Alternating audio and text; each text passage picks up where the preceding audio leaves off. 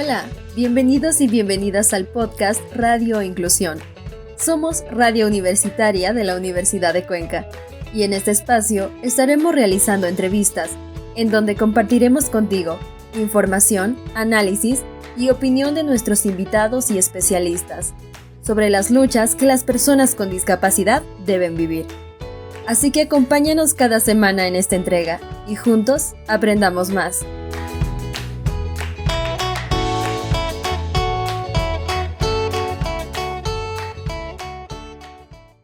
Bienvenidos a Corporafías. El día de hoy hablaremos sobre discapacidad y humor, dos temas que normalmente no se relacionan, y es por esto que nos preguntamos lo siguiente: ¿sirve acaso el humor como medio para disipar las tensiones que giran alrededor de la discapacidad? Acompáñanos para responder esta pregunta y otras. A continuación, su segmento Sobre la Mesa. Hoy queremos hablar de un tema poco tratado como es la relación entre humor y discapacidad. Somos Mateo, Yaniel y Tamia. Queremos hacer esto entretenido, pero también que se entienda. Así que comencemos con unas preguntas. ¿qué es el humor? Bueno, el humor define como un tipo de expresión o postura que exalta el lado cómico o risueño de diversas situaciones. El concepto, de acuerdo a su definición teórica, refiere a la vivacidad de un espíritu alegre, entusiasmo, genio. De esta relación se estableció que cuando alguien estaba de buen humor significaba que se encontraba en un perfecto estado de salud. Entonces, ¿qué es la discapacidad? La discapacidad surge a partir de las deficiencias, defectos o impedimentos físicos, mentales, intelectuales o sensoriales a largo plazo.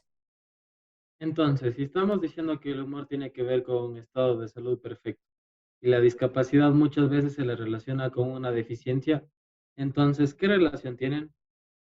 He allí la razón de este podcast, pues cuando la sociedad se enfrenta al hecho de la discapacidad, lo hace generalmente desde la pena, el dolor o la compasión paternalista. Con esta actitud y comportamientos llegamos al extremo de limitar incluso la participación de las personas con discapacidad en estadios humanos como el humor o la risa. Entonces, podemos decir que más que tener en cuenta el humor como un estado de salud perfecto, debemos verlo como la capacidad de reírse de uno mismo e incluso de las desgracias.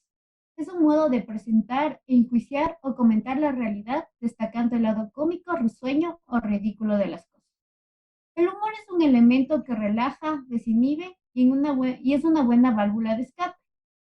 Es también una forma de inteligencia emocional con la que se interpreta diferentes situaciones y contextos de un modo alegre, con la intención de mejorar la adaptación, integración y una normalización de un hecho o una situación. Así que en vez de concebir el humor en contextos de discapacidad como algo raro o malo, debemos verle como algo útil, pues ayuda a que las personas se adapten a contextos sociales y no solo eso.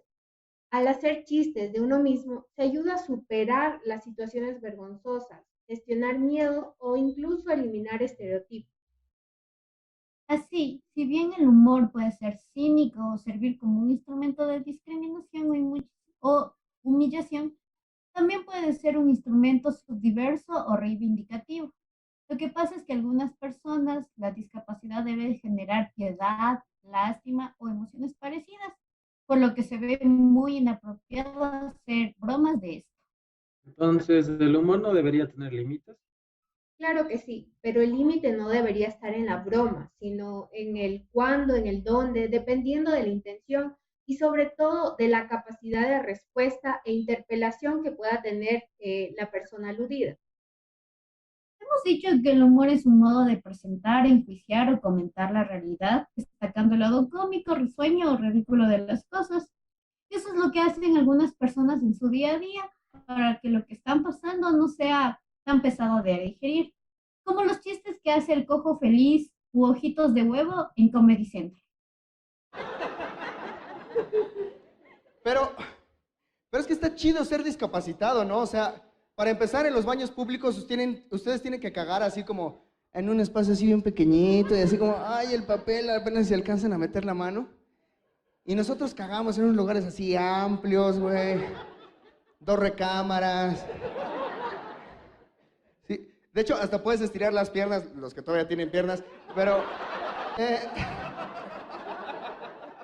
compañeros, hay que aceptarlo, hay que aceptarlo. Sin importar qué hagas, hay un discapacitado que lo sabe hacer mejor que tú. Vamos a echarle más ganitas. ¿Cómo están? ¿No se ve? Es- Qué chingón estar aquí con ustedes de nuevo. Alexis Ojitos de Huevo, mucho gusto. Ciego de nacimiento y ojete por decisión. ¿Cómo chingados? Sí, sí, sí. Yo sé que ustedes me ven así con la camisita y dicen, mira el cieguito, qué bonito. Nah, yo por mí andaré todo pinche tatuado, con rastas, tatuajes del Che Guevara, lucha sigue, Zapata vive, pero pues me viste mi mamá. Según expertos, existen 3 tipos de humorismo relacionado con la discapacidad: el procedente de personas con discapacidad, el procedente de personas sin discapacidad que no tienen vinculación directa con la discapacidad y el procedente de personas sin discapacidad que tienen una vinculación directa con la discapacidad, como es el caso de los familiares y los amigos, ya que el humorismo relacionado con la discapacidad procedente de personas con discapacidad se basa en la voluntad de representar su realidad con sentido del humor, parodiando y destacando el lado cómico de las circunstancias que les toca vivir. Este tipo de humorismo es el que mayor tolerancia tiene en la comunidad. Por otro lado, varios estudios avalan el valor terapéutico del humor, lo que vuelve incluso un mecanismo paliativo del dolor físico, al utilizar la parodia o la autorridiculización.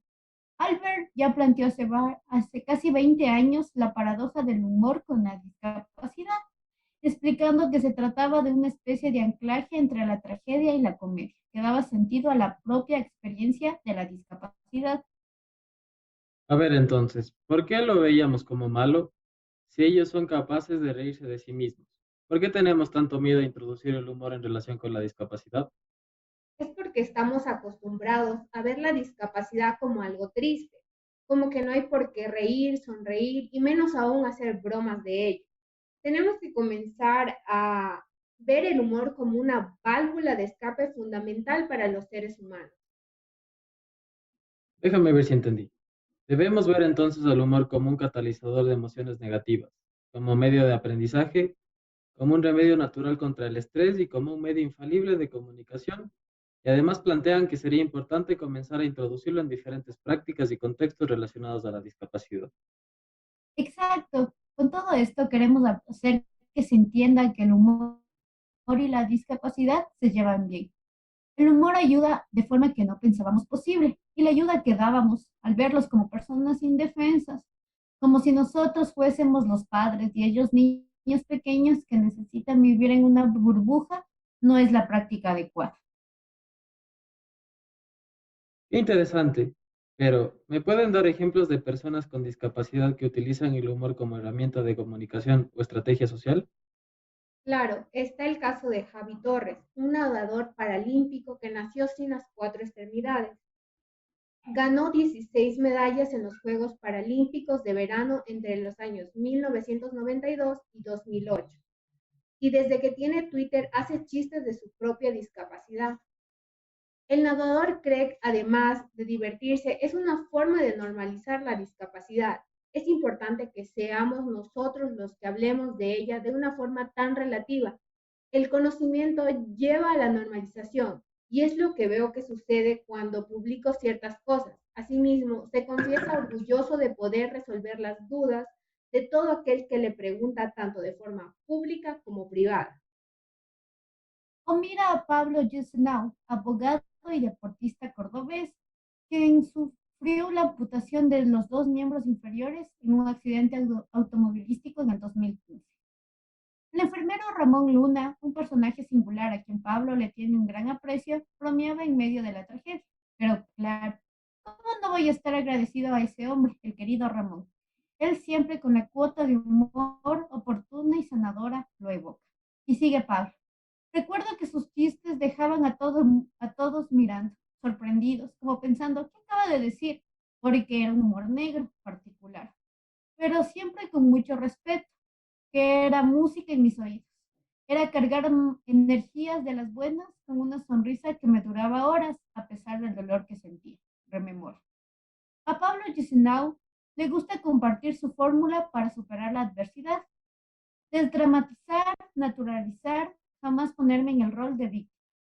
Poner humor a la situación y mucha pasión y amor en cada cosa que hago, en cada emprendimiento, en cada desafío por delante. A veces los golpes duros y las adversidades nos enseñan a dimensionarnos mejor los problemas para saber diferenciarlos de los inconvenientes cotidianos. Entonces, tomando en cuenta todo esto, ¿crees que es mal unir el humor y la discapacidad? No, ya no lo creo. Ya viene su segmento. Entrevistas. Muy buenos días, buenas tardes o noches, dependiendo de en qué momento pueden ver este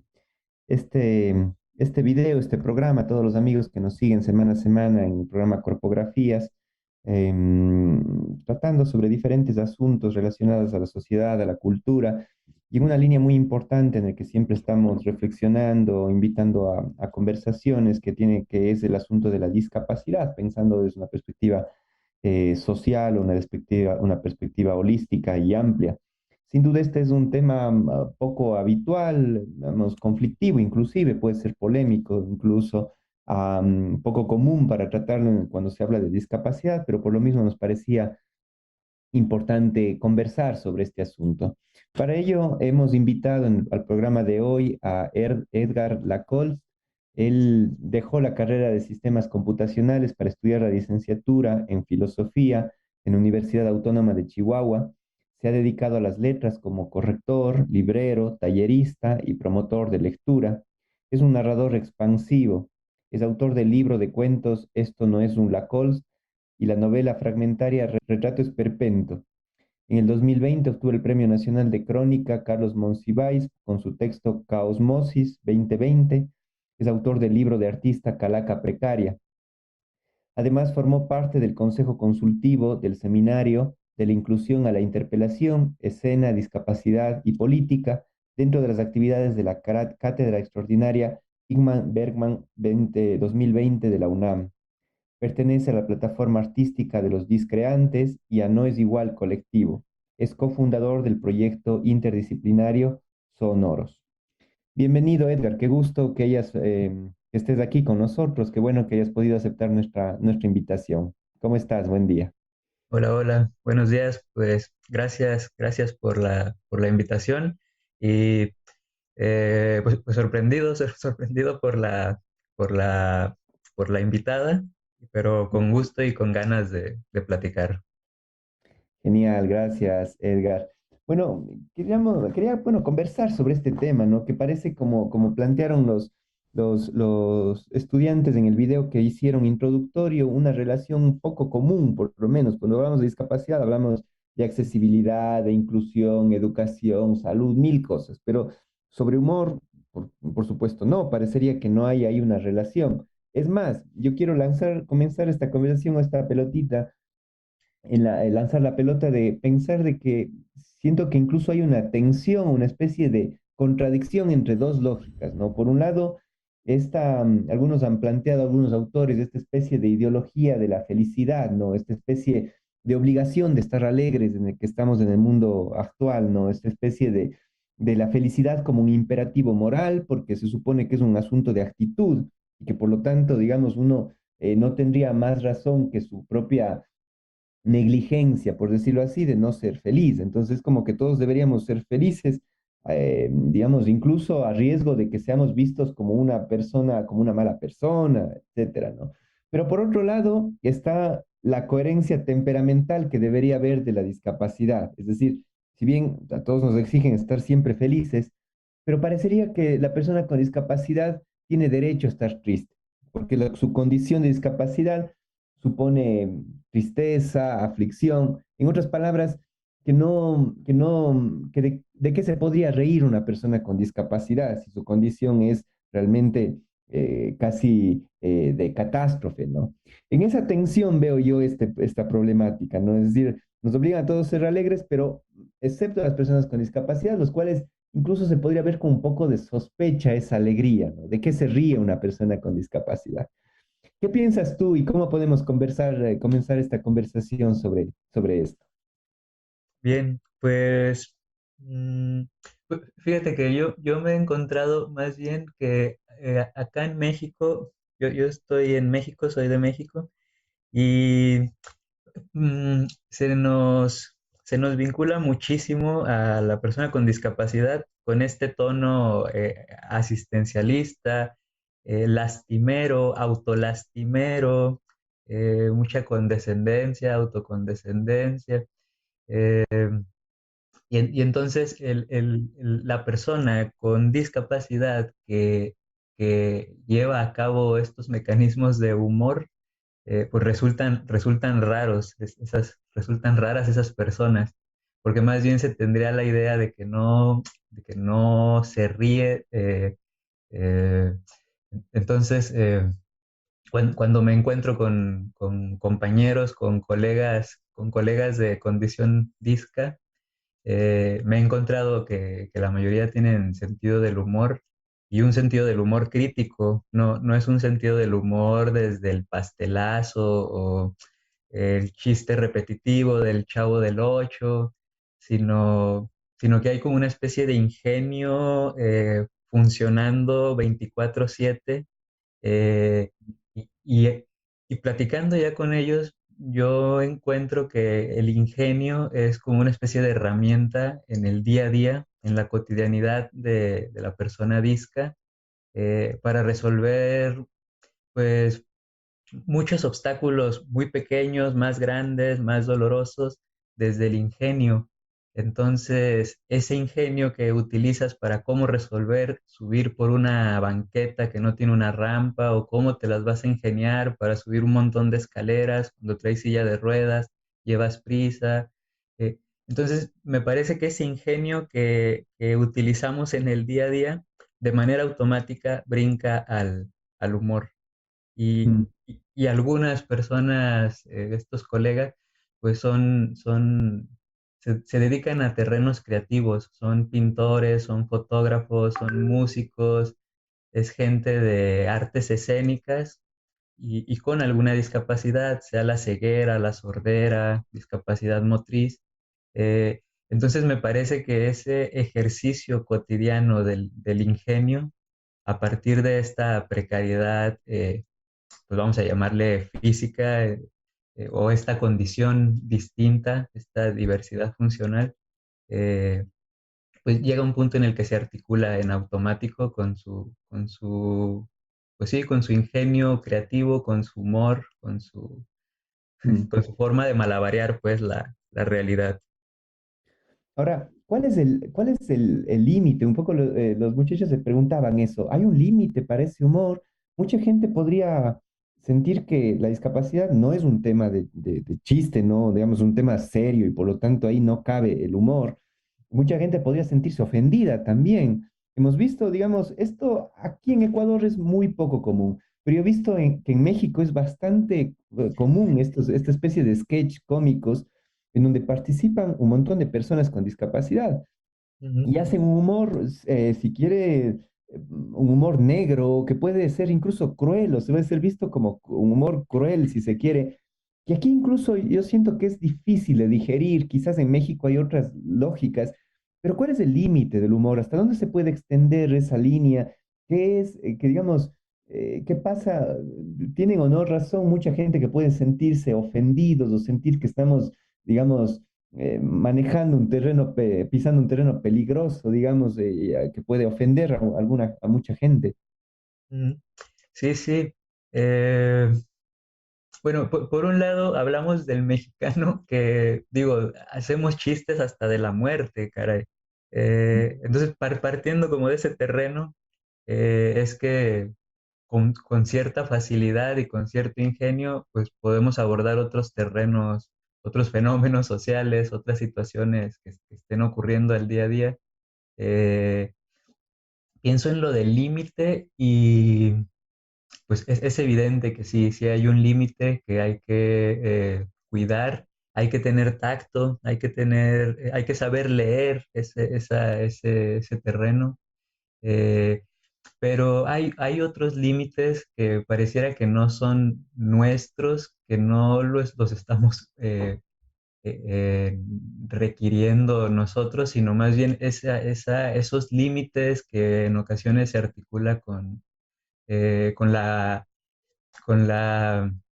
con esta hipercorrección política que hay en las redes sociales, sobre todo en las redes sociodigitales, y, y muchas de las veces son personas que ni están relacionadas como con esos terrenos y se indignan, pero pues no sé, creo yo que luego esas mismas personas muy fácilmente podrían ser las mismas personas que se indignan porque hablas de otros temas sociales con una postura crítica, sea con humor o sin humor, pero con una postura crítica.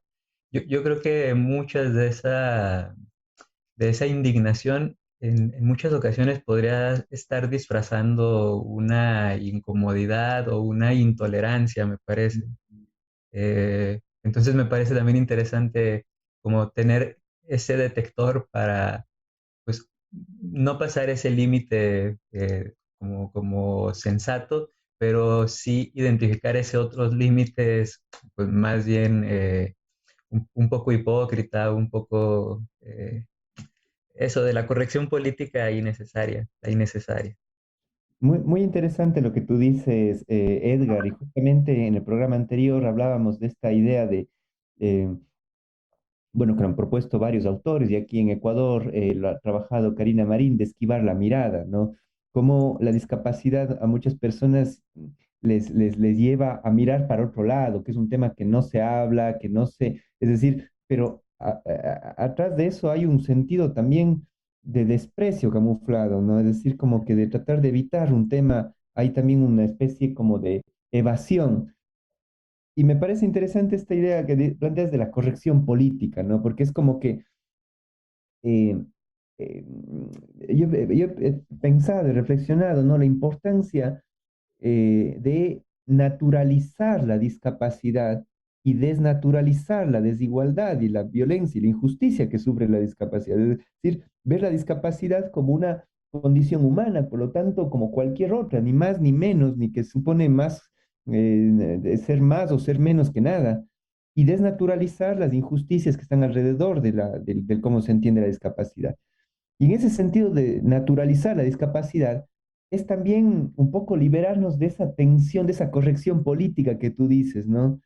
Y a mí eso me enseñó mucho, no sé qué tú qué piensas cuando comencé a trabajar el asunto de la discapacidad y comencé a frecuentar con recurrencia aquí en Cuenca la sociedad de no videntes. Yo tenía como mucho miedo de cómo hablo, cómo me refiero, cómo me relaciono. Cometía siempre, digamos, errores, entre comillas, de lenguaje, ¿no? Porque, claro, nuestro lenguaje además está cargado de referencias visuales, ¿no? Y todo el tiempo se me iba entre personas ciegas bueno, nos vemos mañana. Yo me decía, Dios, que estoy, o sea, pero me sentía mal, efectivamente. O ya nos vemos, o no le han visto a tal persona, y eso para mí era una tensión enorme. Y me di cuenta cómo el humor en esos contextos era una estrategia también de compañeros, en este caso no videntes, para romper digamos, como esa tensión, ese miedo, como que uno va pisando huevos, como se dice, ¿no? Queriendo con una delicadeza. Y no, el humor fue una buena estrategia para decir, oiga, no tiene que tener más cuidado especial que el que tendría con cualquier otra persona.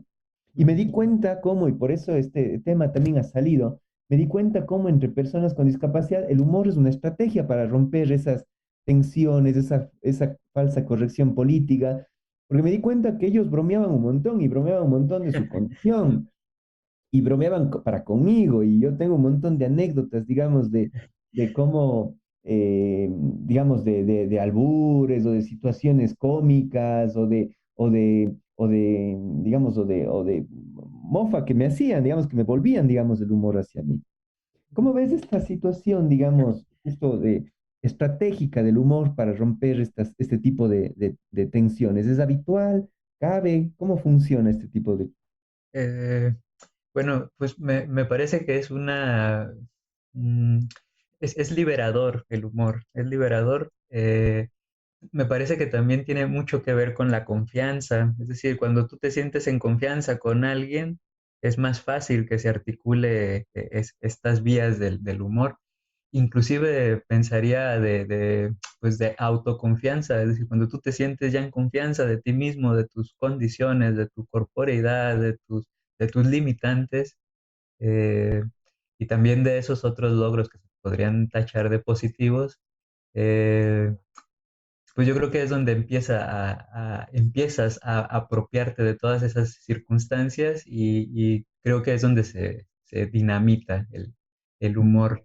Sí, lo que mencionas de interactuar con personas eh, ciegas y que luego había una tensión y esto, pero que luego ya en confianza se empiezan a lanzar estas bromas, estos chascarrillos. Pienso yo que lo mismo ha de ocurrir en otros sectores, pues, sobre todo con estos grupos minoritarios que históricamente siempre han estado al margen, que se les tiene esta mira del pobrecito.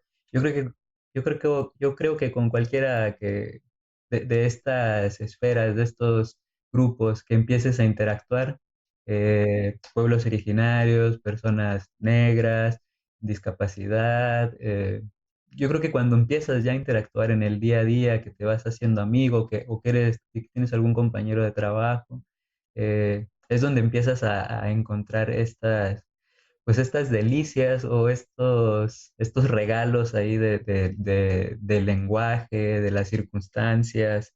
Entonces yo pensaría que si alguien tiene sentido del humor contigo, pues, se debería tomar como una especie de halago porque ya hay un punto de confianza ahí o quiere generar un punto de confianza contigo. Mm, Tú, tú hablas de dos cosas, creo que es importante. La primera, de pensarlo también como un proceso, probablemente, que, digamos, la capacidad de utilizar el humor también está atada a cómo tú procesas en ese caso una condición de discapacidad, es decir, cómo la interiorizas, la vives, es decir, quiero decir, hay gente que probablemente tenga más facilidad que otra y que tendrá que ver también con un tema de cómo se asume el tema de la discapacidad ya de manera personal, digamos, hay gente que tendrá más sensibilidad. Pero también la otra cosa que planteas, que creo que es interesante, es este sentido como de complicidad, este sentido como de comunión que tiene el humor. Y es algo interesante y tienes toda la razón, porque me di cuenta de que este humor era muy recurrente, pero en un contexto como de complicidad, es decir, en este caso, lo que yo conozco y donde más relación he tenido, eh, dentro de la sociedad de personas no videntes. Entre ellos se molestan, se hacen bromas, porque hay un sentido como de complicidad ahí, como muy permanente de una condición que les es común. Y de alguna manera ser parte de eso, sí tienes toda la razón, yo lo siento como una, una muestra de confianza, de amistad, digamos, de que realmente hay una conexión y una comunión interesante. Sí, sí, bueno, México es muy grande y hay como México Centro, México Norte, México Sur, y entonces cada México, o sea, hay varios Méxicos adentro de México, y cada México tiene su sentido del humor, uno más crudo, otro más negro, otro más básico, a veces se articulan unos con otros, y yo soy del norte de México, entonces somos un poco más reacios, más directos, hablamos inclusive como si estuviéramos gritando también, y bueno, eso también, eso también se impregna en el humor. Lo que mencionas de la complicidad, así me parece palabra clave, la complicidad, sí, sí, se va generando una complicidad o hay una intención de generar esa complicidad con el humor. Lo que mencionas esto de interiorizar, de asumirse, también me parece que va por ahí. Yo, yo, yo tengo una anécdota eh, en una ocasión empecé a sentir mucho dolor físico por un tratamiento ahí que me iban a hacer con sangre, y iban a sacar sangre y luego la iban a volver a introducir al cuerpo y todo esto. Eh, pero bueno, yo era como una especie de conejillo de Indias, iban a experimentar conmigo, todo concienzado y todo eso, pero se les olvidó poner anticoagulante en estas tripitas por las que iba a pasar la sangre. eh, y, y- y bueno, mientras me hago más viejo, más nervioso me pongo yo con las agujas. Entonces, empecé a sentir molestia con la aguja que tenía clavada en la vena y todo esto, y me empezó una crisis de risa. Entonces, no podía parar yo de reír. O sea, no era un dolor insoportable, pero era una molestia clavada en la vena. Y a partir de allí, como que algo se me botó en la cabeza, como si hubiera sido una especie de eh, herramienta de defensa, empezar a reírme ante esa molestia, ante ese dolor.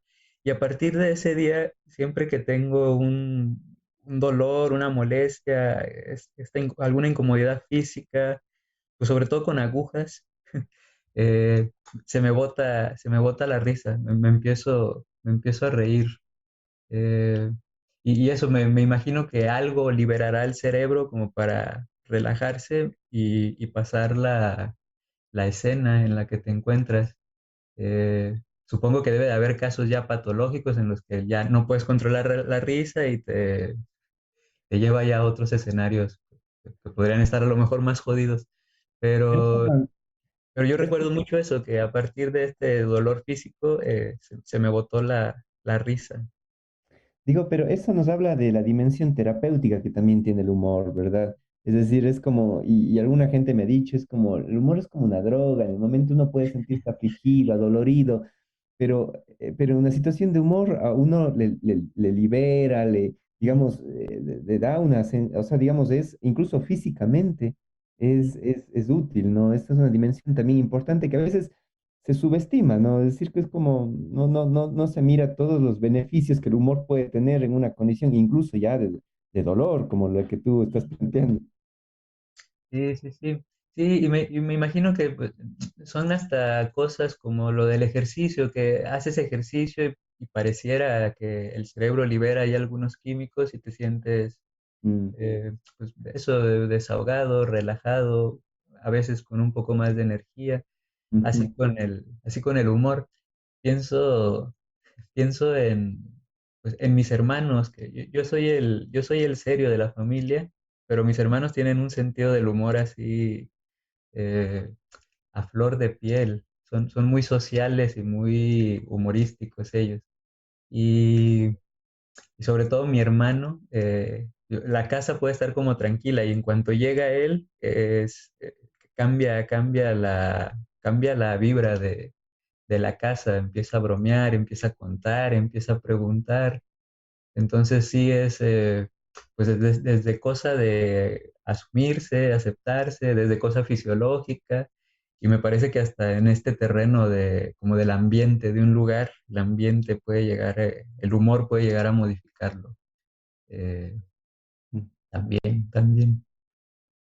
Quiero volver a este asunto de la mirada, porque me parece que es interesante. Es decir, normalmente, y esto algunos autores, pienso en Martha Ayue, por ejemplo, que plantea de que el cuerpo de la persona con discapacidad siempre tiene que ser como justificado. O sea, siempre está la pregunta del qué te pasó, cómo llegaste a esa silla de ruedas, cómo tienes esa discapacidad. Y todo el tiempo tienes que estar dando explicaciones de una condición de discapacidad.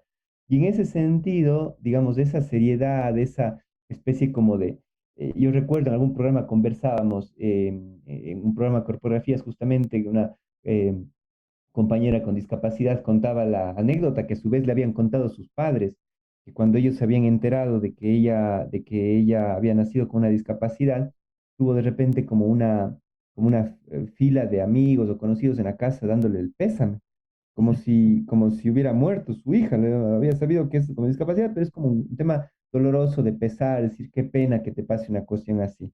En ese contexto, el humor quizás también ayuda a desacralizar la discapacidad, ¿no? Como este tema sacro, o de alguna manera desplazar estas narrativas del pesar, del dolor, de la seriedad. ¿Cómo gestionar esa mirada? ¿Cómo, digamos, es que una persona con discapacidad cuando entra en un sitio siempre llama la atención, ¿no? Siempre como que jala las miradas y las preguntas y tal. ¿Cómo ahí el humor puede ser una herramienta también para tratar de romper estas tensiones o este tipo de miradas? Sí, sí, pues el año pasado y el antepasado hemos estado colaborando con algunos seminarios sobre arte y discapacidad, corporeidades y discapacidad, y, y pues llegábamos a esas conclusiones. Inclusive a veces ese era el punto de partida, de que el cuerpo de la persona disca llega a interpelar toda todo lo normado, toda la normativa, todo lo hegemónico.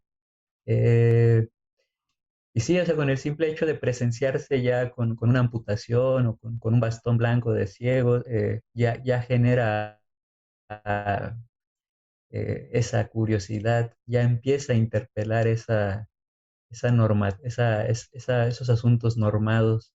eh, y me quedo también pensando en esto de lo que dices, como si la discapacidad tuviera algo ahí medio sacro, una especie de solemnidad, pero Ujú. que no hemos puesto nosotros, sino que más bien eso, históricamente, socialmente, se la han llevado para allá los medios masivos.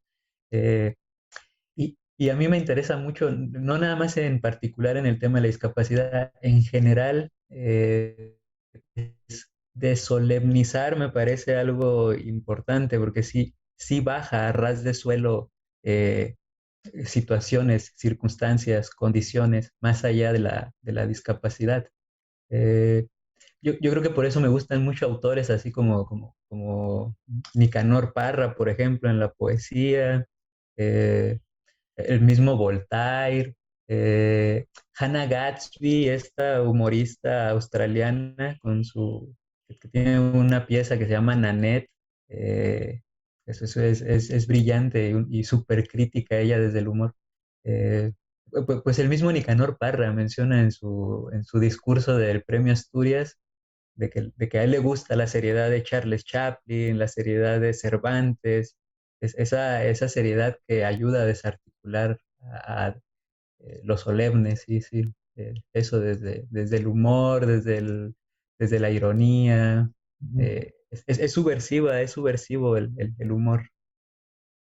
Sin duda, no, y quiero conectar, digamos, comenzamos un poco por ahí en esta conversación, am, de pensar en el humor subversivo, y yo concuerdo contigo, digamos, esa capacidad que tiene el humor para subvertir el orden de las cosas, ciertos discursos, ciertas solemnidades, pero también, digamos, en el otro extremo, pensar, no sé si el humor, pero esta felicidad como una especie de encubrimiento, ¿no? Este humor cínico, podría decirse, no sé, o esta felicidad forzada, ¿no? Que parecería que es un asunto, como decía al inicio, de actitud, de carácter, esta felicidad que está muy vinculada con la autoayuda, ¿no? Con estos discursos más bien muy muy en boga, además, digamos, eh, como una especie de burbuja de que te desconecta con el mundo, donde deberías estar feliz, donde ese es un imperativo individual o individualista, y donde de alguna manera se encubre también las estructuras de la injusticia, de la discriminación, de la violencia, o la distribución desigual del bienestar en general, ¿no? Ahí cómo ves ese y cómo ves ese peligro también del humor. Hay esta humorista, debes conocer, Estela Young, que habla de la porno inspiración, habla ella, ¿no? Es decir, cómo el humor también en personas, cuando habla de porno inspiración, habla de cómo personas con discapacidad son cosificadas con el propósito de motivar, por ejemplo, o de inspirar en personas sin discapacidad para que valoren, entre comillas, sus capacidades o para que pongan en perspectiva sus problemas, ¿no? Es decir, la típica, como que el típico conclusión en este tipo de interacciones es como, mira, hay que valorar lo que uno tiene, ¿no? Pobrecito, si él puede así, ¿cómo, cuánto más uno que tiene todo? ¿Me explico? Entonces, ¿Cómo ver ese problema o esa línea que puede pasar el humor hasta ser a llegar a ser un encubridor o también en esta lógica también como digo, de la porno inspiración, de pensar en las personas con discapacidades como motivo de inspiración, hayan o no hayan hecho nada importante, quiero decir, o sea, no por su mérito, sino por su condición de discapacidad.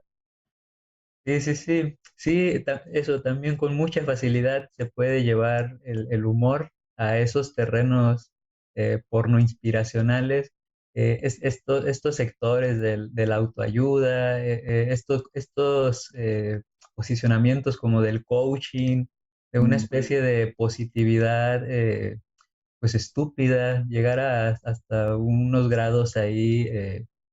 Que sí, que empiezan a ignorar otras circunstancias que se articulan con esa condición y entonces ya es el échale ganas, mira qué valiente, mira qué guerrero y, y ahí me parece que entra, pues no nada más esto del porno inspiracional, inclusive el humor puede llegar incluso como a desinflar, como a desacreditar, como a minimizar también algunas circunstancias. Entonces, yo creo que se debe tener también tacto para eso, precisamente para que pueda exhibir, pueda exponer, pueda interpelar y no caer nada más como que ya nos reímos y vuelve a ser otra especie de encubrimiento de de la situación, de la circunstancia. Entonces también por ese lado me parece que el humor puede ser una herramienta eh, desacreditadora, minimalizadora que tiende a minimizar también algunas, algunos, algunos contextos. Entonces por ahí me parece también eso importante, que se puede articular muy fácil para un lado, para otro lado, para adelante, para atrás. Sí. Justo recordaba digamos, traigo a colación en la conversación Stella Jung que conversaba, decía al final que se puede ver, además en este programa siempre hacemos recomendaciones de cosas que podamos ver, leer, tú ya has mencionado a alguna gente que trabaja desde el humor también y cómo hacer estas conexiones. Hay un video que está en YouTube, estas charlas de TEDx, podemos dejar las descripciones de Stella Young. Al final dice, un montón de sonrisas ante un tramo de escaleras no ha hecho nunca que se convierta en una rampa. Nunca. Sonreír ante una pantalla de televisión no hará aparecer subtítulos para personas sordas. Tampoco un montón de gente irradiando una actitud positiva en medio de una librería convertirá todos esos libros al braille. Y es un poco, digamos, digamos, esa crítica acerca de, bueno, estamos hablando también, el discurso de la felicidad puede ser un discurso también complaciente, autocomplaciente y encubridor, ¿no? Es de lo que estamos ahora planteando, esos matices o posibles trampas alrededor Sí, de esta relación. sí, sí, sí, justo ahí en esas tres frases que acabas de decir, pues yo creo que sí engloba muy bien eso de la risa puede ayudar a evidenciar, a posicionar un tema, eh, pero también, pues eso, hay una línea ahí que puede ser nuevamente otro círculo encubridor, otro círculo desacreditador. Entonces, pues hay responsabilidad ahí en el humor. Los humoristas no lo tienen fácil, en realidad pues es un arte eso, trabajar ahí con el humor contacto. Sin duda. Tal vez tú tienes algún tipo bueno, nos has contado una, pero quizás preguntarte anécdotas o situaciones así un poco hilarantes de este tipo, digamos, de cómo el humor puede ser en tu, digamos, como experiencias personales o en experiencia de tu trabajo también con personas con discapacidad y en los colectivos en los que has estado militando desde el arte y desde la reflexión también de la discapacidad. Sí, eh, fíjate que yo soy muy malo contando chistes, por ejemplo, y soy muy malo recordando como anécdotas. O sea, bueno, yo me dedico a la escritura, entonces como que mi terreno es sentarme frente al teclado y ya sobre el teclado empiezo a recordar y articular, pero de manera verbal me cuesta trabajo. Eh, y pienso ahora mismo que,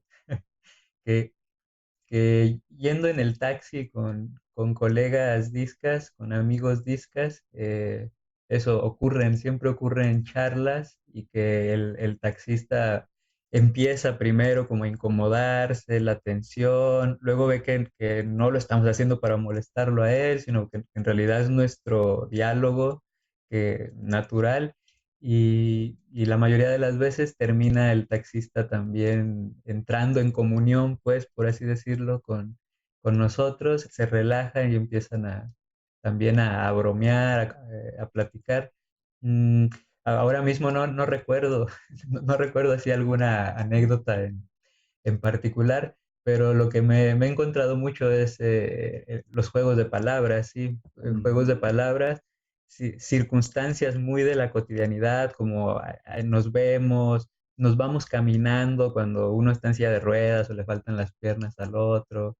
Eh, Está esta expresión también del cuando hiciste algo mal y empiezas como a justificarte tontamente. Acá se usa la expresión de que das patadas de ahogado.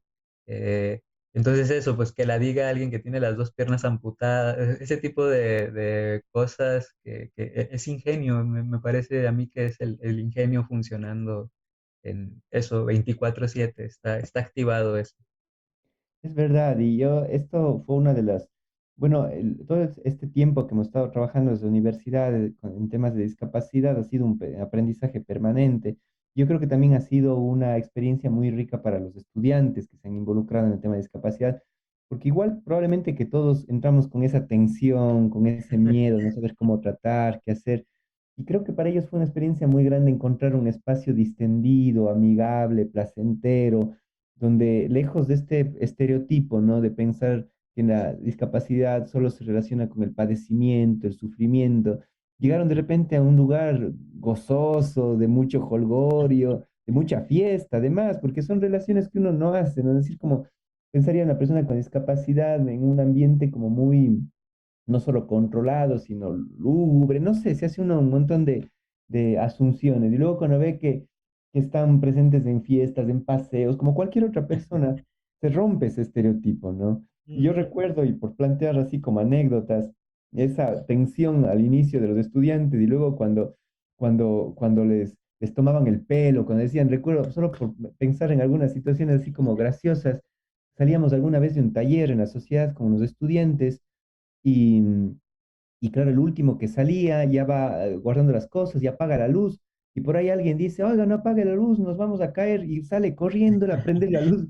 Y claro, después se da cuenta de que le estaba bromeando, porque claro, daba igual si está con la luz o en las relaciones. Yo recuerdo en alguna circunstancia estábamos también en la sociedad y alguno de los compañeros no videntes me dice, Israel, necesito, bueno, para algo, ya no recuerdo ni qué, tiene que me preste $5 o algún dinero.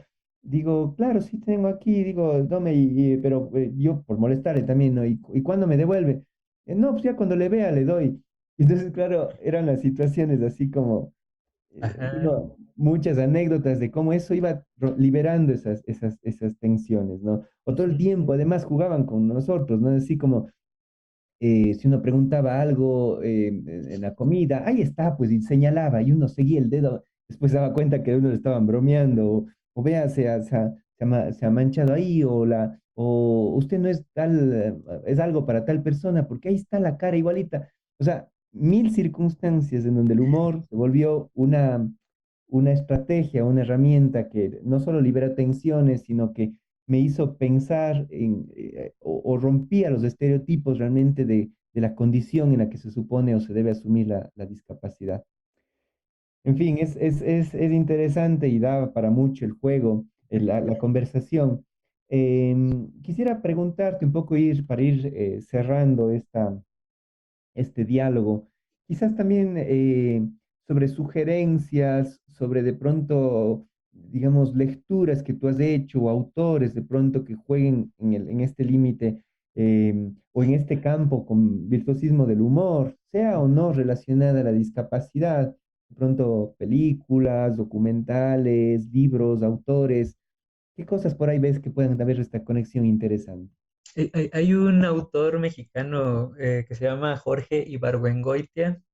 Él abordaba, ya murió, eh, novela histórica con ficción y a la vez ahí revisaba archivo histórico.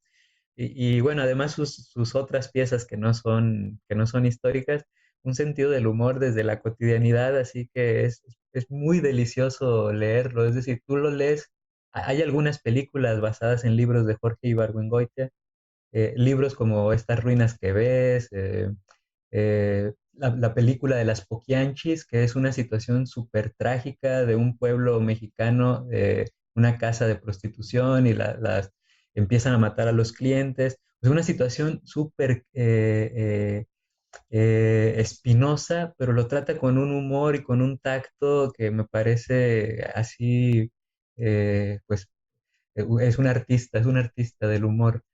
Jorge Ibargüengoitia me gusta mucho. Recupera momentos históricos de la Revolución Mexicana y a los personajes los pone humanos, los hace reír, nos hace reír.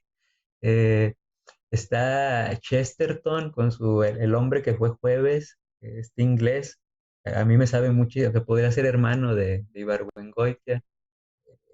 Pienso en Nanette, este stand-up show de Hannah Gatsby, que me parece así un antes y un después en el stand-up. eh, una mirada súper crítica a la sociedad y pues como con ella misma también. Mm. Eh, ¿Qué otras cosas? Pues Nicanor Parra me gusta mucho de esto que juega a la antipoesía, ya desde ahí se planta en el terreno coloquial, en el terreno... eh, y bueno, y bueno, a mí me gusta mucho escuchar las pláticas ajenas y el mexicano es muy inventivo, articula, mueve, malabarea mucho con la palabra, con el lenguaje. Entonces, allí también me encuentro como frases humorísticas, pero que ya están como en automático, o sea, ya no se dan mucho, no nos damos mucho cuenta ya. Pero sí, yo creo que por ahí no sé si sea algo ahí latinoamericano, como esta fiesta permanente con el lenguaje, pero al menos el mexicano sí que lo tiene. Entonces, pues, Al- por ahí. Algo hay en el continente, pero es verdad que la tradición del humor en México es enorme, ¿no? Desde, digamos, ahí sí que hay una tradición enorme y para todos los gustos, ¿no? Es decir, con múltiples vertientes y con múltiples entradas. En ese sentido, México, bueno, entre tantas riquezas, esta es una de ellas realmente. Ujú. Pues muchas gracias. Bueno, quizás a mí se me ocurre cuando conversábamos sugerir una película que en su momento fue bastante, digamos, famosa, creo que es francesa, la verdad se llama Amigos Intocables o lo traducen acá como Amigos Intocables. Ujú. No sé si la viste, pero me parece una película es una comedia, es bastante ligera, pero creo que es muy chévere para mirar. Es la historia de una persona con discapacidad que encuentra, digamos que logra un vínculo de amistad con aquella persona, la única persona que le trataba como un igual, no Ajá. con compasión, no con esa atención, porque además esta persona con discapacidad era una persona con dinero y tal, pero de repente encontró una persona que desde la irreverencia y el humor le hizo sentir humano y le hizo sentir, digamos, un igual, un semejante y tal. Y creo que es una metáfora o digamos, un gesto muy lindo acerca de cómo podríamos en algún momento romper los estereotipos de la discapacidad y cómo el humor, no digo que sea la única, probablemente ni la mejor, pero es una de las posibilidades de construir relaciones más horizontales y tener otras miradas de la discapacidad. Ujú. Sí, ahorita estoy googleando una que me gustó mucho que se llama No te preocupes, no llegará lejos, eh, de Gus Van Sant, un chico que andar de fiesta en fiesta, pachanga en pachanga, queda cuadrapléjico, pero empieza a hacer caricatura y muy críticas. Está basada en hechos reales la película y también ahí el humor es importante, muy importante. y trata el tema de la discapacidad, pero nuevamente a ras de suelo, muy, muy humano todo, muy, muy realista, sin tabú, sin esta cosa sacra, sin esta cosa. O sea, también esa es buena. Excelente, muy bueno. Entonces tenemos ya algunas ideas, algunos autores, algunas recomendaciones para seguir pensando este asunto, ¿no? Pues muchas gracias, Edgar. Qué gusto haber conversado contigo. Me la pasé bastante bien y en buena hora que pudimos tener esta conversación. No, hombre, muchas gracias ahí por la invitación y con gusto, cualquier otra cosa que podamos echar mano eh, o pata, por acá andamos. Excelente, muchas gracias a quienes nos miran también semana a semana. Un fuerte abrazo. Muy buenos días. Chao, chao.